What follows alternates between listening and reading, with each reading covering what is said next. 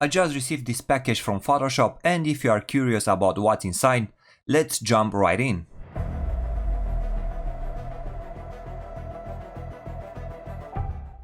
For this unboxing, I would like you to meet my kids, Anais and Eric, and they will be the main VIPs for today's video. As you all know, for me, Photoshop is just a hobby, and because my main business, my dance school, was really and still is affected by this pandemic, I decided to spend more time in Photoshop because it helps me a lot to relax, to forget about my problems, to create, and in the same time I try to help others to improve their level. Last month I got a huge news from Photoshop saying that they want to share my collaboration with Arian Visuals on their Instagram page. For me, was like a kid receiving a cookie, or like I won a national title in dancing or in karate back in the days. This was a huge moment for me because I never thought that my work would be appreciated by the ones that invented this program Photoshop, and they did not stop there. Even if my design got more than 40,000 likes, I got another message from Photoshop saying that they want to send me a gift. So this is it, the gift that Photoshop sent me for being so active and because I never stopped believing in my passions. I got a cup,